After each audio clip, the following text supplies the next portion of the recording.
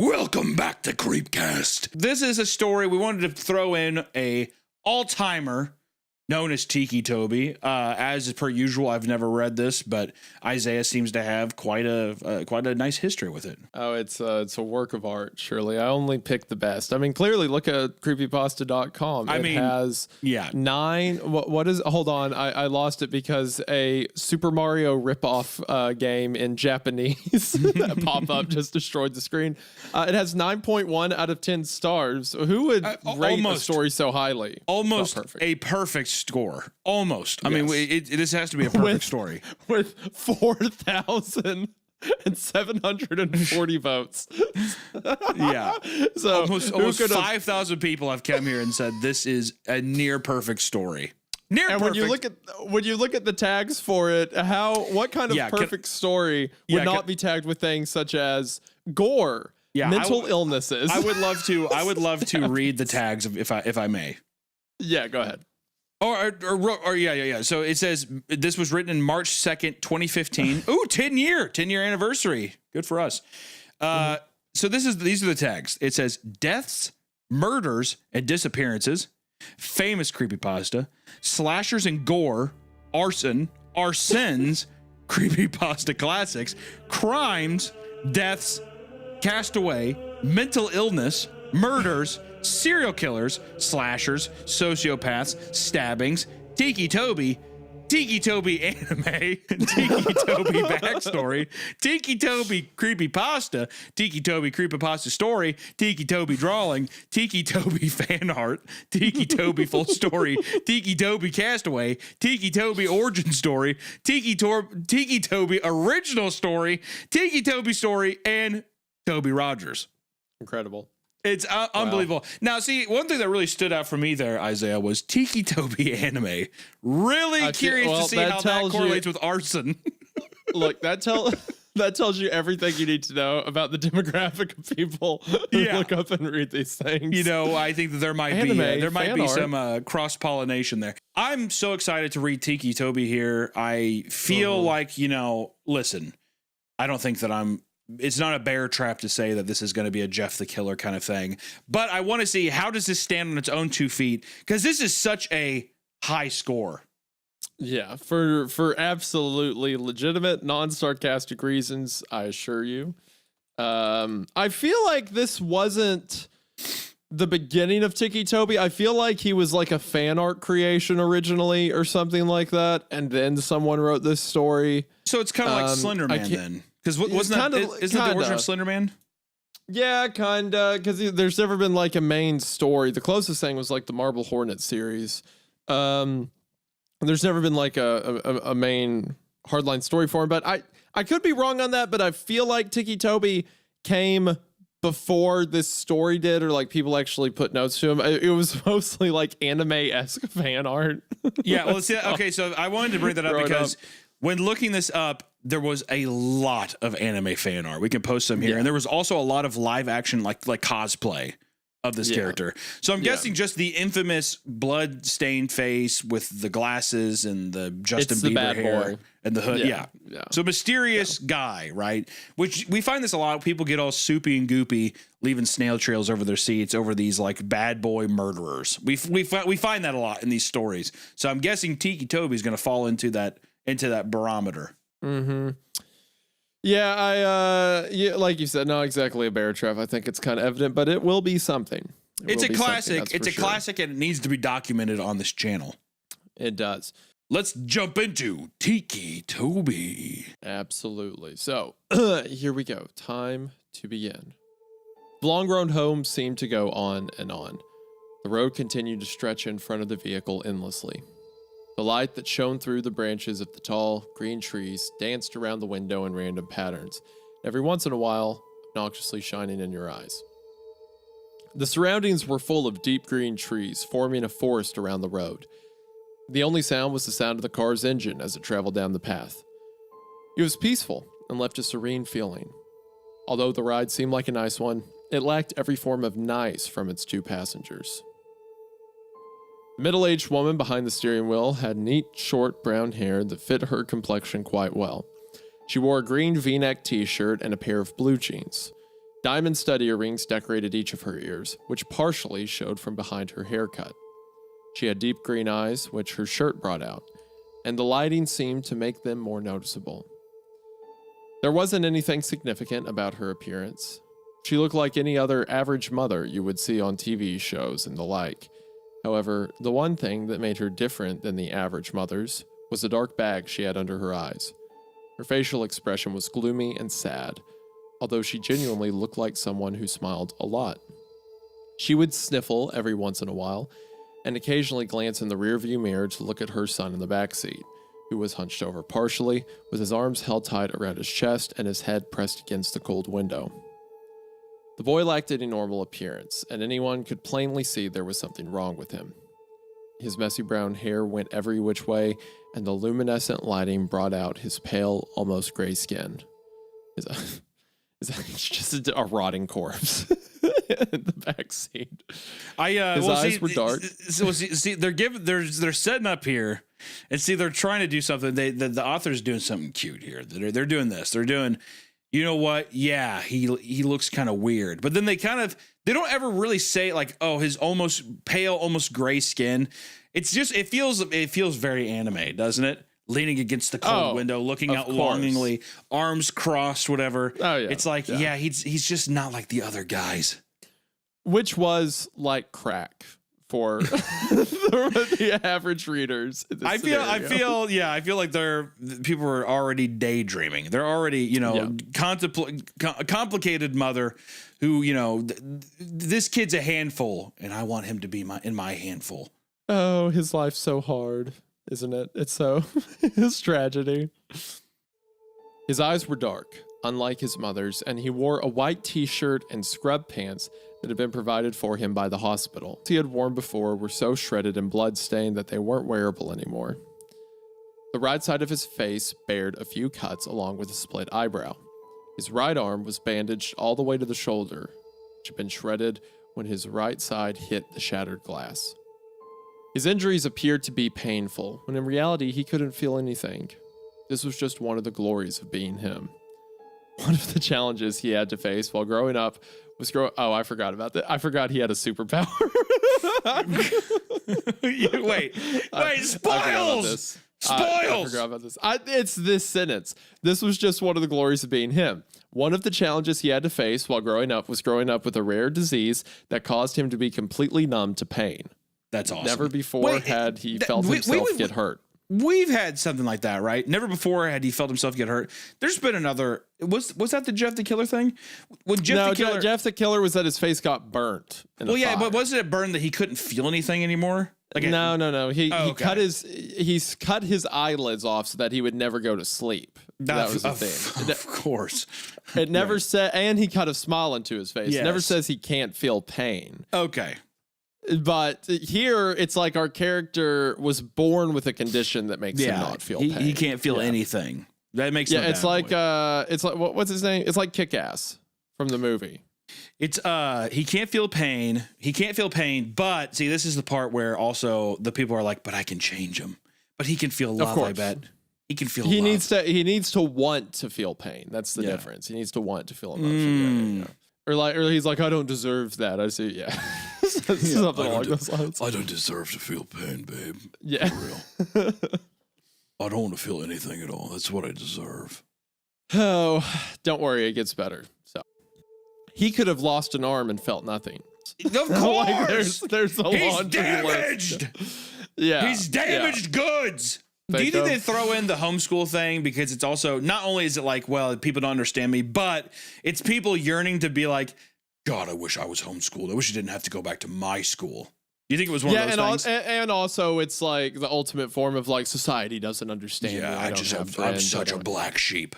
Yeah. I was homeschooled for a couple years when I was a kid, and I can definitely say I was like that this story would have appealed to me being like, yeah, I'm different. I'm so damaged. I am broken.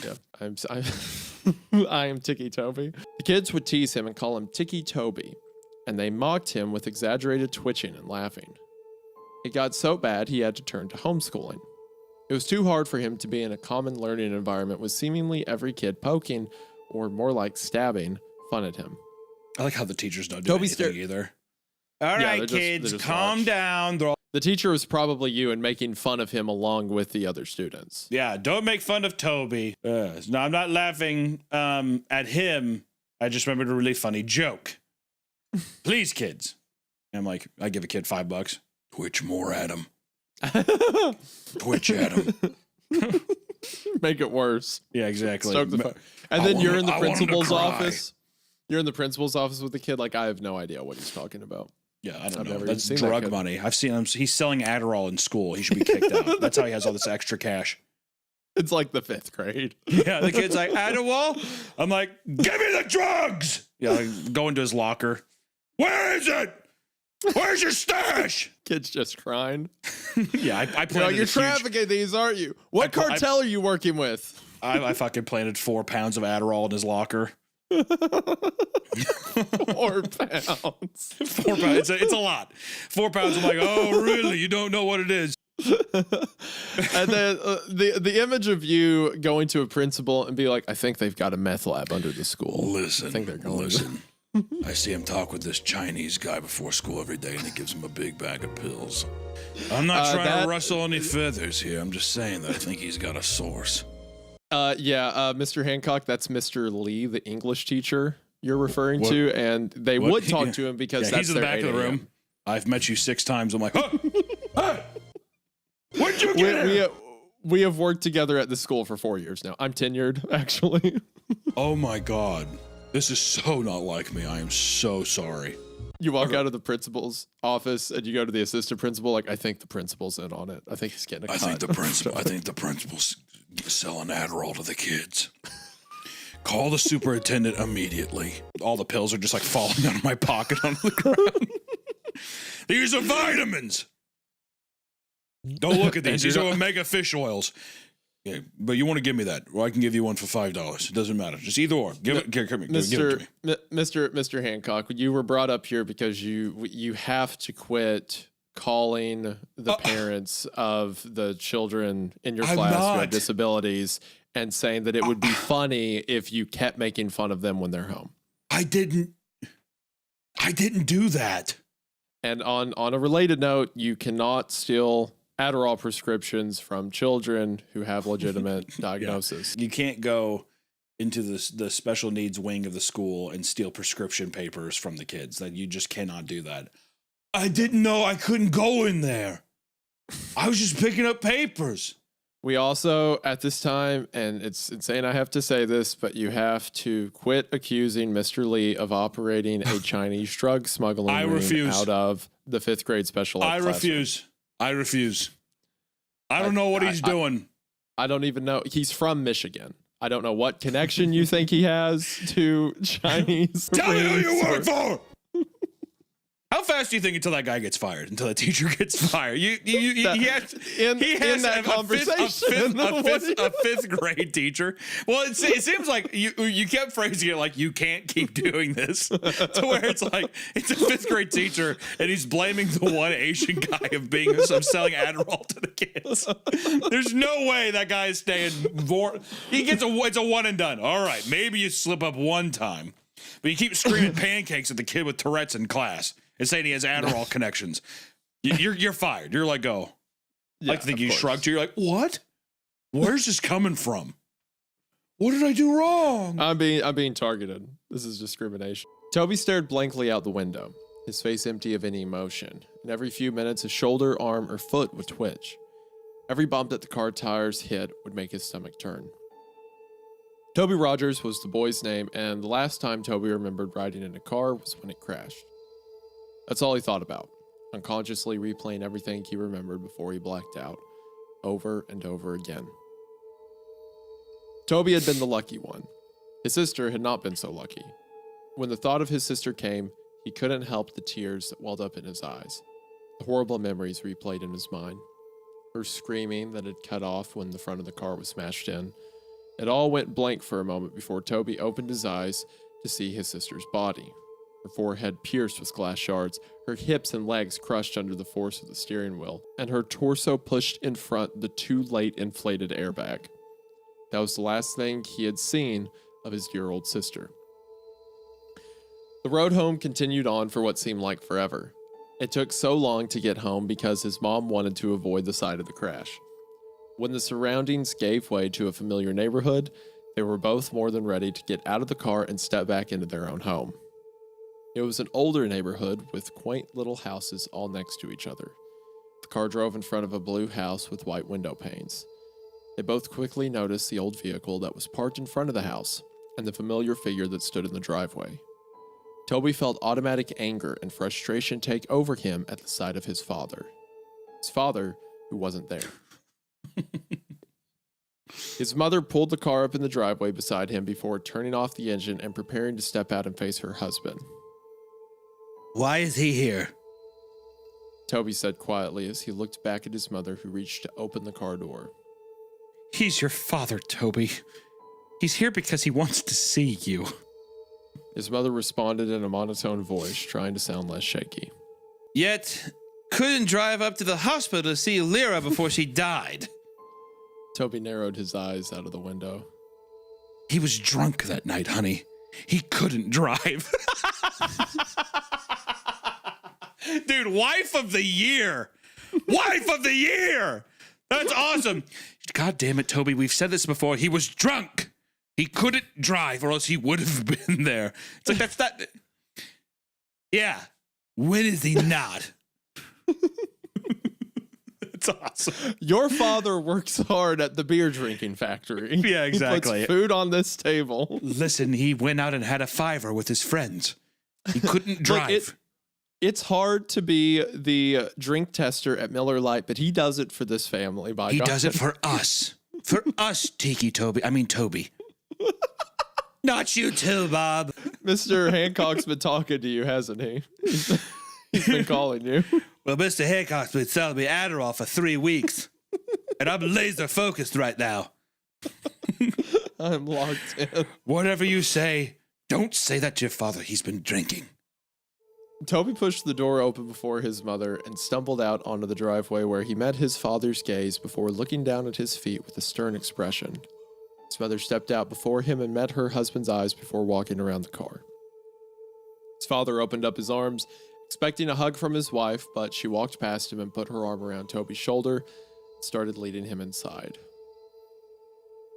Connie? Her husband began in a raspy voice. What?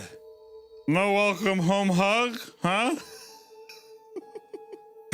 Wasn't Connie the name of the wife in Diania House? Yes! He's back! I love it. Yes. What? Eric, that's his name. Yeah, it's Eric's wife. So in I can't. Diania So House. you're not going to give me a welcome home hug, baby? So now this is the ending of that story. He didn't. Yeah, this is where it picks back up. Luckily, We're building the universe. His son is Tiki Toby. the creepy pasta universe, all is connected. These little doorways. Yes, he's back again. Oh man. Okay, so yeah. She ignored her husband's obnoxious words and walked past him with her son under her arm. Hey, he's 16. He can walk by himself. His father began to follow them in. He's 17. Connie glared back at him before opening the door to the house and what are stepping you, inside. fucking mother time? You just know everybody's age? No, I'm 16. I can walk by myself. Toby said sarcastically and glared back at his father before stumbling up the small staircase and turning into his room, where he slammed the door violently. His little room didn't have much in it, just a small bed, a dresser, a window, and his walls had a few picture frames of his family back when they were a family, before his father became an alcoholic and acted violently toward the rest of the family. Toby remembered when he was arguing with his mom and he grabbed her by the hair and shoved her to the floor. God damn. And when Lyra, that's rough. That's another thing. These writers always, they will throw super heavy imagery. Do you remember the one we were reading about, the little stuffed puppet? And it's like aborted fetuses were hanging everywhere. Yeah. They will take super heavy themes and just dive bomb them into stories just completely haphazardly over and over. It's beautiful. It's funny to be like, I'm mad at my dad because he didn't come see my sister before she died. Anyway, I remember the time he grabbed my mom's hair and shoved her into the wall. Like, Well, yeah, whoa. it hit you like a freight train because he's sitting there. He's just like, also, I like how they're like, his room was small. Yeah, he had a drawer. He had a dresser and bed. Nice pictures of his family. Like, the room doesn't sound that bad. And it's just like, he also remembers the time that his dad grabbed the root of his mom's hair and drove her face to the floorboards and beat her half to death. You're like, what? It's just insane. He's like, but you know, levels. he doesn't think about that all the time, but it does happen sometimes. Toby remembered when he was arguing with his mom and he grabbed her by the hair and shoved her to the floor. And when Lyra had to try to break it up, he pushed her and she hit her back on the corner of the kitchen counter. Toby can never forgive him for what he did to his mother and sister. Never. Toby didn't care how much his father beat him down. He couldn't feel it anyway. What he did care about was how he intentionally hurt the only two people he cared about. And when he was waiting in the hospital where his sister took her last breaths, the only one who didn't rush there was his dad. Toby stood by the window and looked out at the street. He could have sworn he saw something out of the corner of his eye, but quickly blamed it on the meds he was on. Oh my gosh, I forgot about this. Oh, Hunter, you are in for a treat. Okay. When dinner time had come and his mother called up to him, Toby came down the stairs and hesitantly sat down at the table across from his father, and in between his mother and an empty chair. It was quiet as his parents picked at their food, but Toby refused to eat. Instead, he just watched his dad with a blank stare. His mother caught on to his staring and elbowed him slightly. Toby looked over at her slightly and then down at his uneaten food, which he still didn't touch. Toby laid in bed. Or, it's supposed to say laid in bed. It's the typo. It says he laid in B. Tony laid in B. He pulled his covers over his head and stared at the window. He was tired, but there was no way he would fall asleep. He couldn't. There was too much to think about. He had been debating on whether or not to follow his mother's directions and forgive his father, or continue holding a grudge with his boiling hatred. He heard his door creak open and his mother padded into the room, sat on the bed next to him. She reached over and rubbed his back, which had been turned to her. I know it's hard, Toby. Trust me, I understand. But I promise you it will get better. She said softly. When is he going to leave? Toby said with an innocent tone in his shaky voice. Connie let her gaze fall down to her feet. I don't know, honey. He's staying as far as I know. Tony didn't respond. He just continued to look forward at the wall, holding his damaged arm near his chest. After a few minutes of silence, his mother sighed before she leaned in to kiss his cheek and stood up to walk out of the room. Good night, she said as she closed the door. The hours passed slowly, and Toby couldn't quit tossing and turning. Every time he let his imagination take over, he heard the screeching of tires, the screaming of his sister, and he would uncontrollably jerk in bed. He threw off his cover, and lying on his back, he pulled his pillow over his face and cried into it. He could hear his own pitiful weeping. He could have been screaming and crying if he didn't press his pillow under his face. After a few seconds, he threw the pillow off his face and sat up, hunched over, holding his head and breathing roughly, tears streaming from his eyes. He couldn't help but cry. He tried to keep it in, but he couldn't stop the whining and whimpering as he sat there shaking. He inhaled before he stood up and walked around his bed to the window and peered out, taking deep breaths trying to calm down. He rubbed his eyes and looked out at the group of tall pine trees across the street. He stopped suddenly, and his gaze slowly centered on something standing under the streetlight. He heard ringing in his ears and couldn't look away. A figure stood beside the streetlight, about 2 feet shorter than it did, long arms draped at its sides as it stared up at him with non-existing eyes. The figure had no facial features to speak of. No eyes, no mouth, no nose. It had held Toby's hypnotized stare, seemingly peering into his very being. The ringing in his ears grew louder and louder each second he stared before suddenly it all went black. The next morning, Toby woke in his bed. He felt different. He wasn't tired at all, and when he consciously woke up, it felt like he had been lying there awake for hours. He had no thoughts flowing through his mind. He sat up slowly and stumbled over to the wall, but when he stood, he automatically felt dizzy.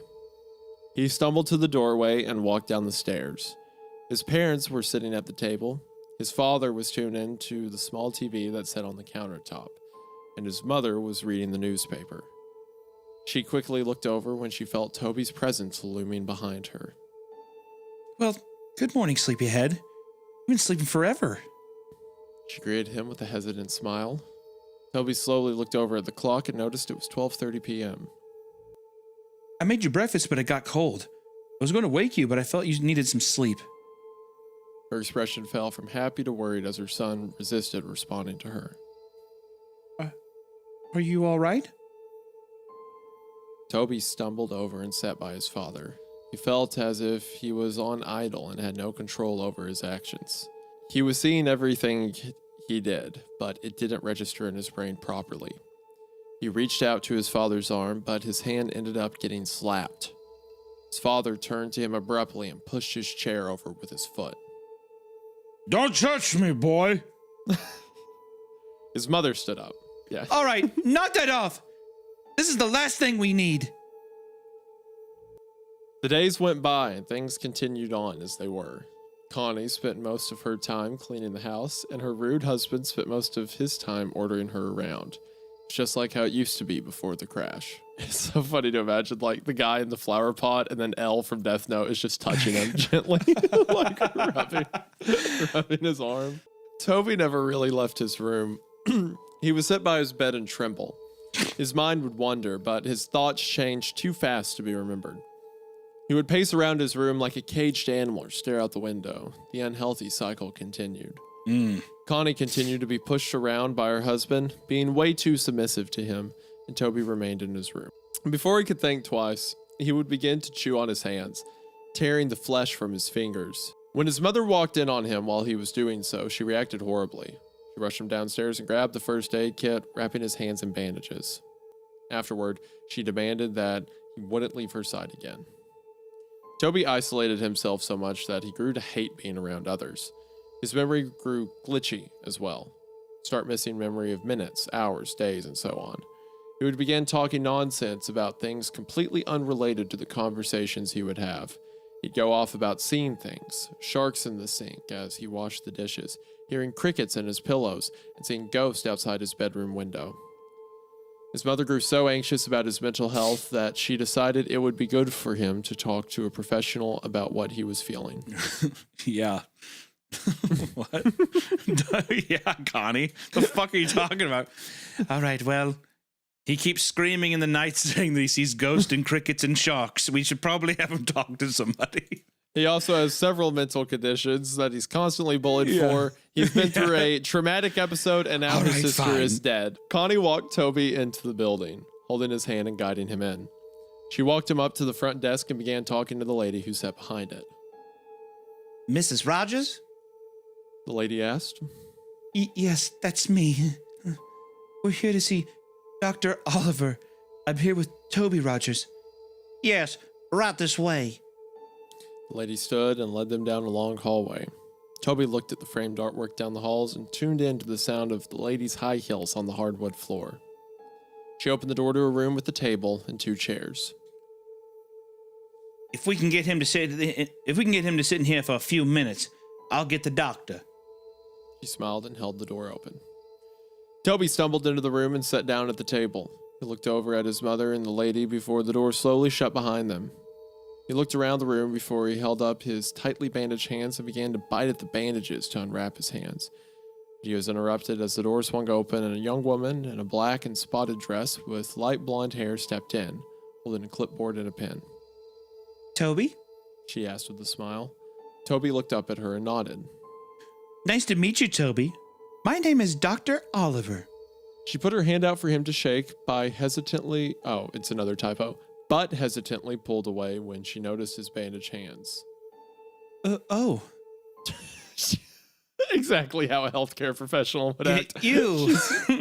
Gross. Oh, Your Don't hands do are that. all, you got little grubby hands, huh? Little If worm you hands? ever try to touch me again, you pathetic brat. Yeah, so if you try to touch me with those gross paws, I'll slap you in the face. I'll knock your teeth out of your fucking face. Just kidding. You know, I'm Dr. Oliver. The way pediatricians work. Yeah, that's every pediatrician I've been to. Don't ever touch me. Ew. God, you're gross.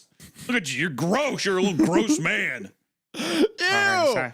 Sorry. Call the police! Sorry, doctor. I bite my hand sometimes. Yeah, I have eyes. I can see.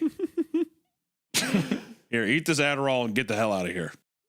She smiled nervously before clearing her throat and said, no, that's what they say to you because you're a grown teacher trying to get Adderall prescriptions in a hospital.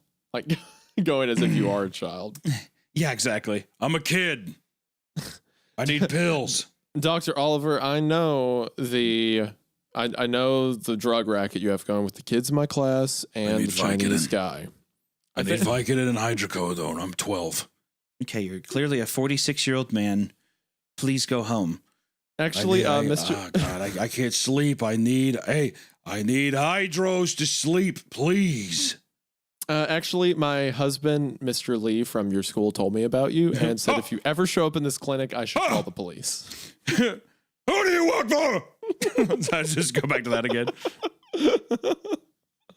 You're with the communists, aren't you? She smiled nervously before clearing her throat and sitting in the chair across the table from him. So, I'm going to ask you a few questions. Try to answer them as honestly as possible, okay? She placed her clipboard down on the table. Toby nodded slowly and held his restrained hands in his lap. How old are you, Toby? 17. He responded quietly. She wrote that down on the paper that was clipped to the clipboard. What is your full name? Toby Arid Rogers. When is your birthday? April 28th. Who is your immediate family? Toby paused for a minute before answering her question. My Bob. My dad. Ed. My sister. I heard about your sister, dear. I'm really sorry. Her expression faded into a sad, pity-filled look. Toby nodded. Do you remember anything from the crash, Toby? Toby looked away from her. His mind went blank for a moment. He looked down into his lap, and in the surrounding area he heard a faint ringing sound. His eyes widened and he froze in place. Toby? Counselor asked. Toby, are you listening? Toby felt a shiver go down his spine until he froze once again and slowly looked over the little window through the door, where he saw it. A dark, featureless figure peering in at him. He stared, eyes widened, the ringing growing louder and louder until suddenly the voice of the counselor broke his trance. Toby! She yelled. Toby jumped and fell sideways out of his chair and backed up into the corner. Dr. Oliver stood up, holding her clipboard to her chest, a surprised look in her eyes. Toby met her eyes again, his breath hitching as he twitched. That night, Toby lay in bed. His eyes were dazed as he stared straight up at his ceiling. He could feel himself begin to doze off when he heard the scattering of footsteps down his hallway. He sat up and looked towards the doorway, his door wide open. There was no light. Everything was lit by the luminescent blue glow of the moon through his window, leaving a cold lighting. There was no light. lighting. Everything was lit by the glow of the moon, leaving a cold lighting. It was pitch black. There was cold lighting. It felt like an AI sentence. Like, It did too. is there lights in this room? Feelings. No.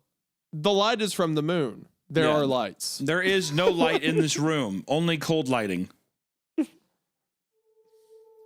He stood up and slowly made his way toward the doorway when suddenly the door, which previously was wide open, slammed in his face. He gasped and fell back. He was out of breath when he hit the ground and he began breathing heavily, his eyes wide open. He waited for a few seconds before getting back on his feet. He reached out and grasped the cold door handle with his bandaged hand and it creaked open. He looked out into the dark hallway and tiptoed out of his room. The window at the end of the hallway lit up the darkness with blue moonlight as he padded his way down. He could hear footsteps rustling around him and faint giggling followed by the pitter-patter of small feet, which sounded like a child had run in front of them, giggling and running around. There's been like 5 sentences. It sounded like the footsteps of a child, the child running in front of him, giggling. Yeah, and well, running even around. even the idea of, I thought it. I mean, it makes more sense, but it's like he was out of breath when he hit the ground and he began breathing heavily. It's like I was out of breath and now I'm breathing heavily. The hallway was a lot longer than he remembered. It seemed endless, like the ride home from the hospital. He heard the door creak in front of him. Mom? He called in a shaky voice. Suddenly, a door slammed between... There's a lot of door slammings. Suddenly, a door slammed behind him, and he jumped and turned around. Behind him, he heard a long, eerie groan that sounded like croak right in his ear. He turned around as fast as he could and was suddenly face to face with none other than his dead sister. Oh, no. Her eyes were clouded white, her skin pale, the right side of her jaw dangling there by tissue and muscle. Glass protruding from her forehead, black blood leaking down her face, her blonde hair pulled up in a ponytail as it always was, and she was wearing her gray t-shirt and athlete shorts, which were dirty and spotted with blood. Her legs were bent in ways that they shouldn't be. She stood emitting a long, croaking noise only an inch away from Toby's face. Tony yelped and fell back.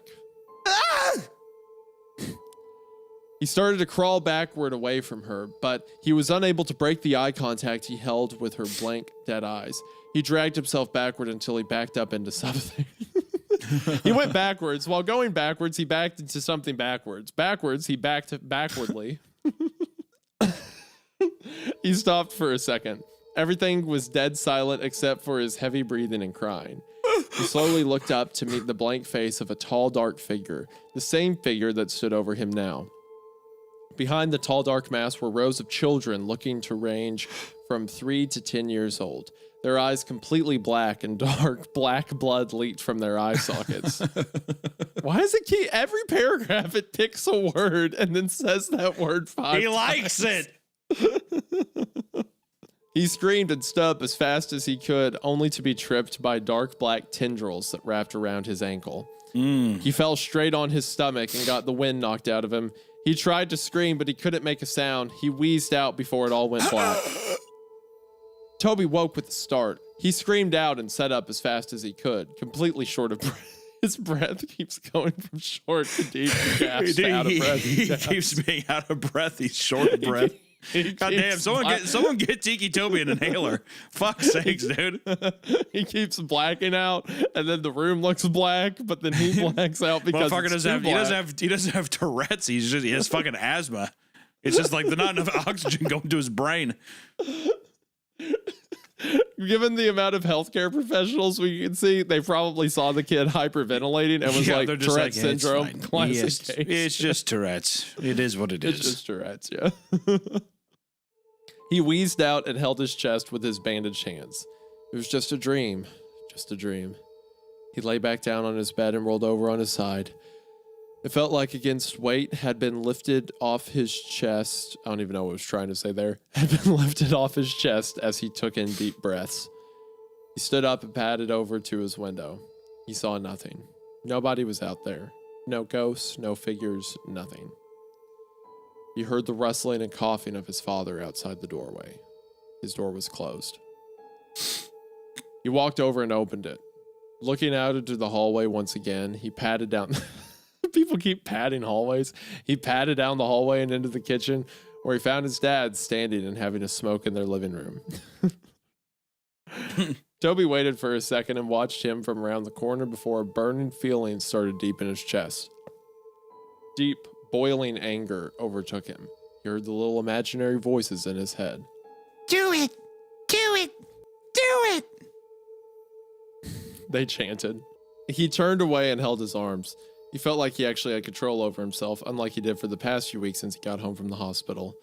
He actually had complete thoughts for just moments before the chanting of the little voices in his head clouded them. Kill him! He wasn't there! He wasn't there! Kill him! Kill him! They continued on. Toby trembled. No, he wasn't going to do it. What? Was he going crazy? No, he won't kill anyone. He can't. He hated his father, but there was no way he was going to kill him. That was it. The last thought he had before he fell into an idle state once again. The influence of the voices in his head was too much. He began to silently walk up behind his father. He reached over the counter to the knife in the case. He grabbed it in his hand. He felt the sensation take over his chest. He let out a snicker.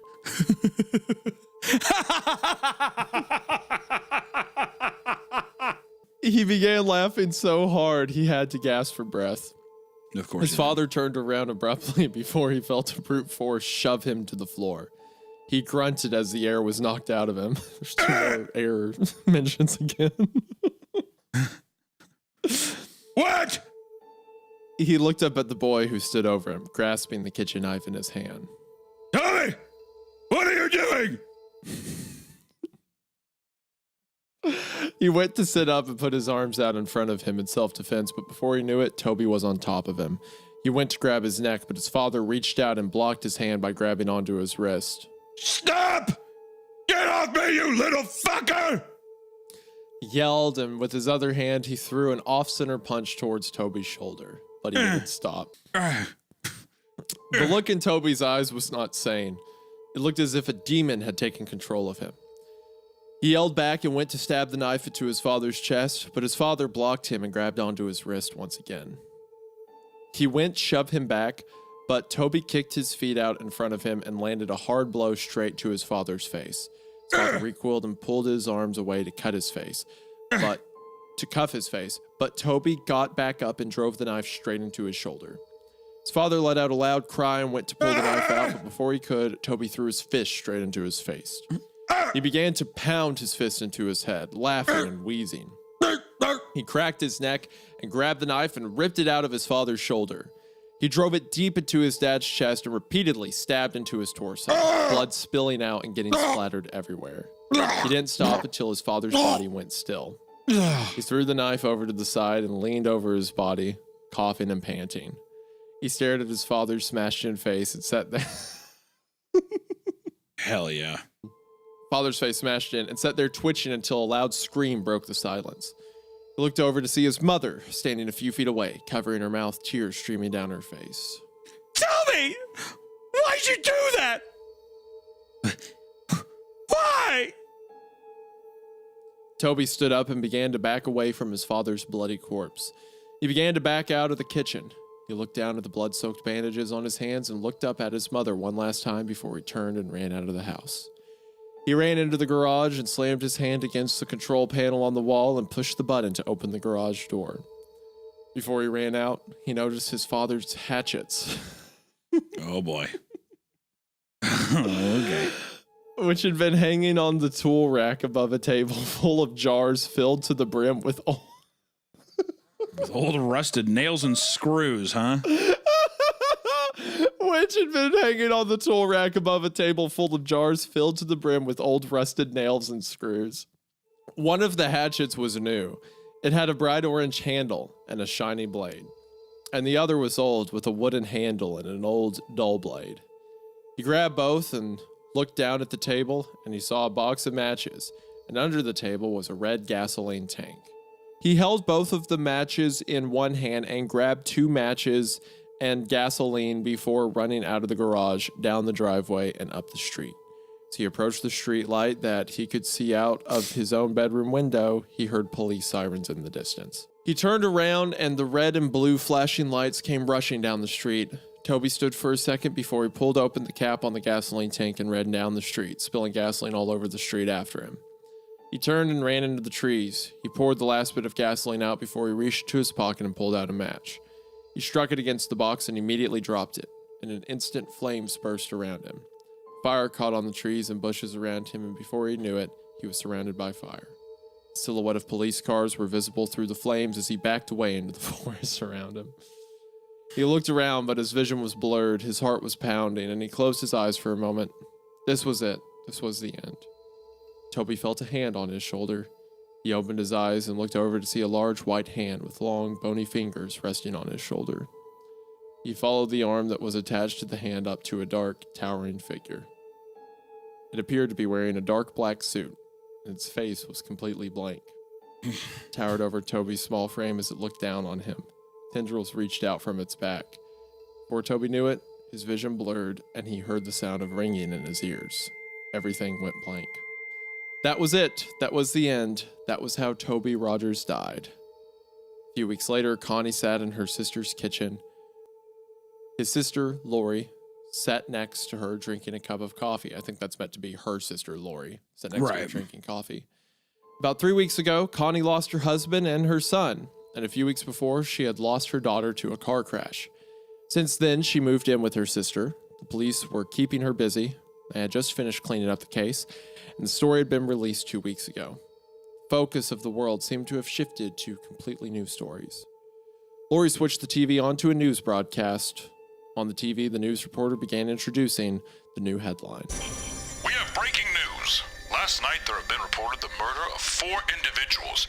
There are no suspects yet, but the victims were a group of middle school kids who had been out in the woods late last night. The kids had been bludgeoned and stabbed to death. The investigators have discovered a weapon at the crime scene.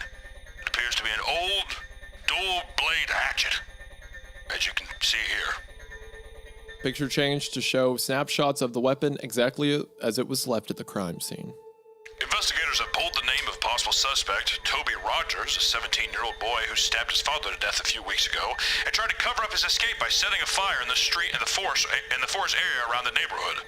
Although they believe the young boy who had died in the fire, investigators suspect Rogers might still be alive due to the fact that his body was never found. And that is the end of Tiki Toby. You know what's weird about Tiki Toby, dude? First off, I think... Hold on. Okay, First of all, did you get what the large figure that was with him was in the fire? The large figure? Wasn't that him in the future or something? No, Hunter. What? I want you to think about it. It's probably just death then, right? It's just the Grim Reaper? No. Let me read this for you. Is it literally Slender Man? It's Slender Man, yes. I love it. Is it Slenderman? It's Slenderman, yes. Wait. So Tiki Toby started as a Slenderman proxy, similar to like Eyeless Jack, Jeff the Killer, and stuff like that. And this was his origin story that someone wrote out. So this is Slenderman's origin story. No, not Slenderman's, Toby's, because the whole idea is Slender goes from person to person and he picks like agents, like followers of his. And Tiki Toby was always one of those like followers, like the Rake, stuff like that, offshoots of Slender himself. Like we kind of saw that in the Marble Hornet series. Remember the mask guy and the hoodie guy and stuff like that? Yeah. They're all kind of like, because, you know, this thing is so old. Like, I mean, it's an older story, 2015, yes. 10 years, 10 plus years, whatever. You get a lot of faceless stuff because of Slenderman's, you know, so you don't really count it up to it, but it is funny because even with the tendrils, I was like, really, tendrils?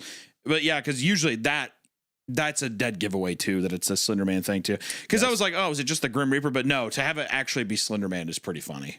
It is actually Slenderman, and that's the same face that shows up while he's in the hospital, and the face that shows up while he's at when he's looking out his bedroom window. The story is extremely cruel, is it not? Incredibly, because there was no weight attached to it for them. Like the young riders of these things, yeah. There's gravity. There's nothing there there's like nothing there to give. I mean, like the motivation is like, yes, he's bullied at school. I think that even Jeff the Killer does a better job at like setting up a fucking hopeless whatever. But it's always funny that it's like innocent guys turn bad, and that's where that's where the sex appeal comes in with this stuff. Is that it's like, well, he had no choice. I mean, did you get that story? Like, that visual at the end of it, the woods on fire, and he like looks at the cops and dramatically backs into it. Like it's like a intro movie to a fight game. Yeah. It's a movie.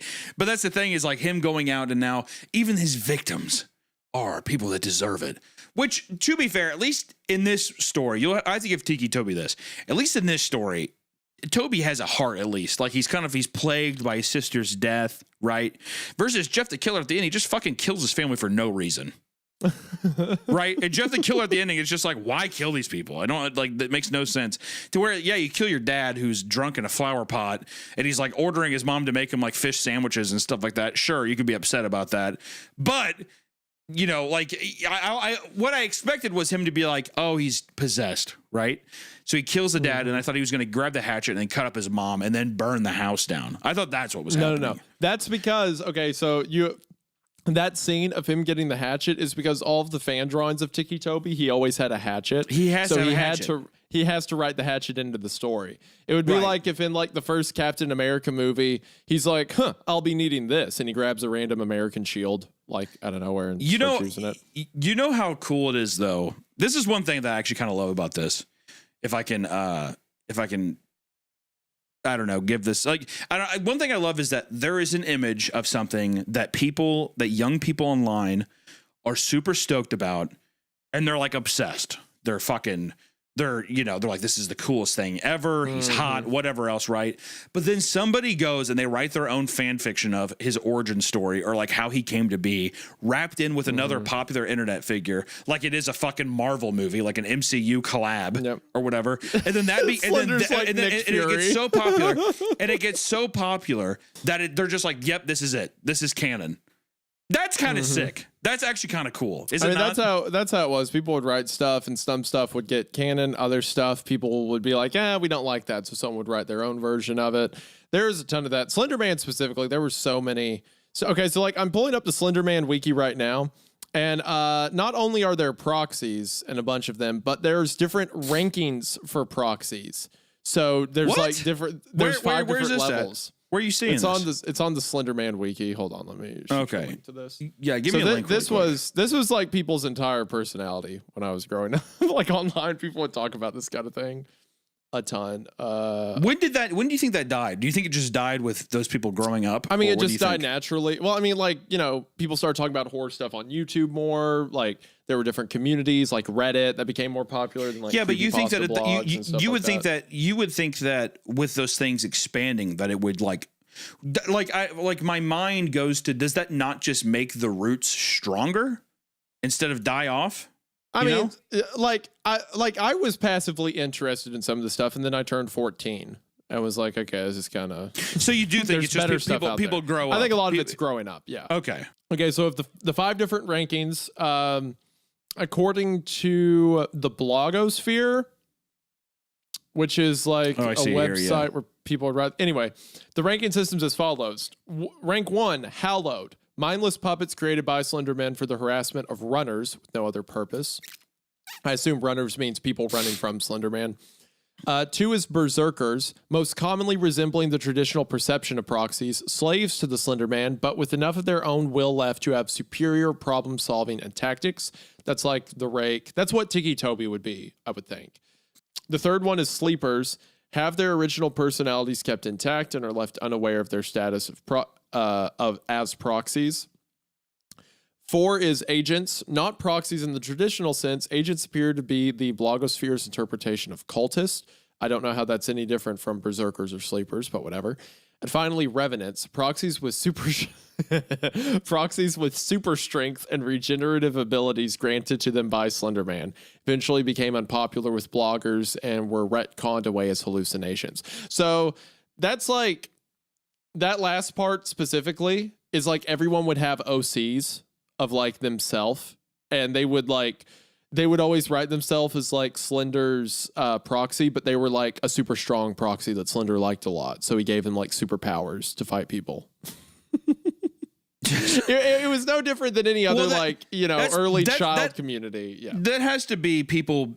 Yeah, I mean that's like the same shit that you get into like bronies and stuff, or like other people that it's like, oh, a magical thing comes and like transforms me, and I get to be a part of this world or whatever. This is also that's the no fun kid where it's just like, no, I have a bubble, you can't attack me. That kind of thing. Yeah. A part of the community. I have a superpower resistant spell that makes it where you can't hit me. Controversy of Tiki Toby when you're looking on the wiki. Response to Castaway. It's weird too. I'll tell you this. It's weird with these stories, looking back at them and not having any historical context. Like to you were there when it was at its peak in popularity, or like when it was being shared around. But in hindsight now, it's kind of interesting because it's still so fascinating. That that this was like such a crazy popular thing. It's something so short and congested. You know what I mean? Like it's very.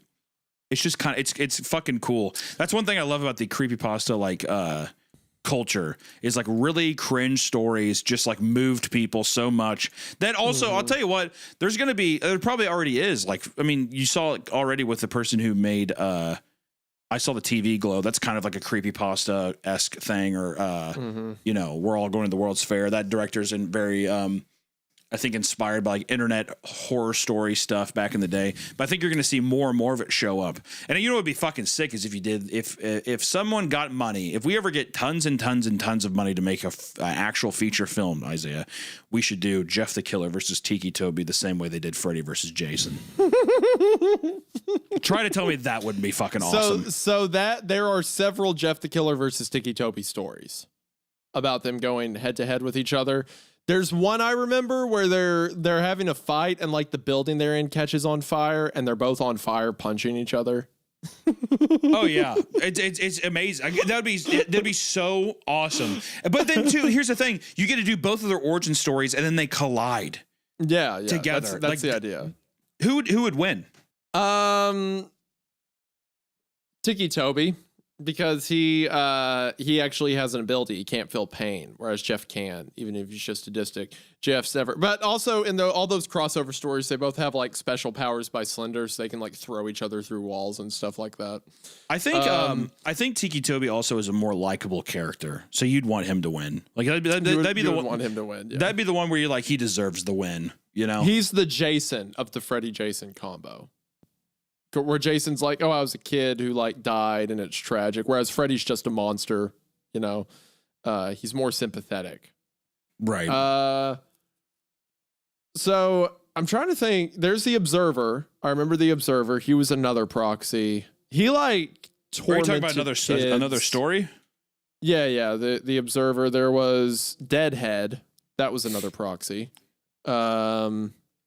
There were literally like a dozen of these things, like entire stories people built about specifics. Deadhead was the one in a hoodie, I think.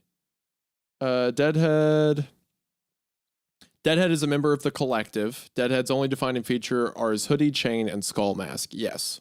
Yep. Yeah, there's a ton of these. It's a whole rabbit hole. There's such a huge difference between this and like the Jeff the Killer stuff that came afterwards.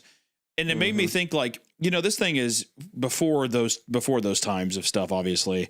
But, you know, it makes me think of like Ted the Caver, that kind of stuff of, I wonder what the difference is. What do you think the difference is between people who are like getting into telling horror stories online before it started like picking up? Do you think it's just like the youthful tropes of like what ended up becoming popular were just kind of more of that kind of schlocky, you know, Slender Man kind of vibe? Or do you think that there was something else that like, I guess earlier writers tapped into? Does that make sense? So initially it was people who were interested in writing and wanted to write scary stuff. And then there's people who wanted to be a part of online horror communities. And those are two very different things, right? Like which there's some overlap. I'm not saying there's not, but most of the time people who say write fan fiction within groups and stuff like that, about half those people want to be writers and continue to write afterwards. The other half want to write fan fiction. Right. So initially when there was no community or anything like that, it was just people who wanted to tell creepy stories for whatever reason. That's such a good observation, man. Like the idea of like people that were writing this stuff back in the day were like, I just love writing. I love writing stories and stuff. And with the I read Edgar Allan Poe, I read Stephen King. I want to write. Yeah. And you could say respected work or whatever, but I guess more so people being like, I love the art of storytelling versus people being like, I want to be a part of an internet community is such a like actually interesting take. Because it's so true. Because also too, a lot of these stories are written of just like, yeah, this is what I think, and like I want to post it and see what people think. But really, and the innocence and the kind of like ignorance that comes with that, to me, you get some of the most memorable stuff. It's just totally unfiltered, you know, ideas of people who are just like, I just know it needs to be this. Like they put themselves in a box and they like creatively make something, even though they're just like, I just want to post it on this website and see what people think. is such a fun evolution of that storytelling process. And you still see it today too, you know? I mean, like all that stuff, even in video format, everything. But there is just something so fun about these early stories, man. I am infinitely, people who are listening to this, and even you, I'm infinitely jealous of people who got to grow up and be a part of this like weird culture and time, and like just digging deeper. Because especially at this time, it was people in the internet's kind of infancy, or at least young people online when the internet was still like blossoming and figuring itself out, to where there was so much mysterious shit. Like it used to be that it was like, I felt like the internet was a time where it was ever expansing, like just like gold mines everywhere, instead of being like obviously just like shit heaps that it is now. But very, very interesting. Honestly, this was such a fun read today. Tiki Toby was way better than I expected. Oh, hold on. You have to get. They're not way better, but you know. Tiki Toby. Is there anything for those? Can I? Google's telling me not to. That's great. Jesus Christ. Here we go. This is the kind of thing I want to send you. All right. So you're like, oh, this is so fun. This is great. This is the majority of what I experienced from the fandom. Just looking at this kind of thing. My crush is a killer. It's gender bent. Tiki Toby. There are, you know, that's the that's the way she goes though, dude. That's the way it is. Anytime something big happens, you have to have, if there's not cringe fan art of it, then what is there even really getting traction? You gotta have so many pictures of Toby and Jeff kissing right now. There's so many. Oh my! We need to make that a shirt. We need to make it a shirt. And we need to make it merch. Of like old MS Paint detail, like Toby Love and it. Jeff. Love it. Each other. Hold on, guys, this is the shirt. The one I'm about to send you is the shirt. While he sends us and giggles, guys, thank you so much for Jesus Christ. This image. The anime, the how to draw anime scholastic book art of that is phenomenal. Listen, I'm getting out of here. Guys, thank you so much for stopping by and reading some classics with us today. Be sure to check us out on Spotify and Apple Podcast if you have not yet. We appreciate it. And until next time, everyone. Bye-bye. Wait, you have to click on the link of the one I just sent you. Is that link? I saw it. Okay. You just have All right, to, it's Jeff Yes. and Toby kissing Slender. Kissing It's Slender. kissing. Okay. I'm stopping my recording. Good. Okay, I guarantee you there's going to be one in here that's pornographic. There it is. Okay, this one. I'm going to send him this one. The link took me to a bunch of these. I've got this is so he's so fresh and new about this because he hasn't seen the things I've seen with these two characters. So I'm going to do this for a while. You all have fun or whatever. Thanks for watching. Bye.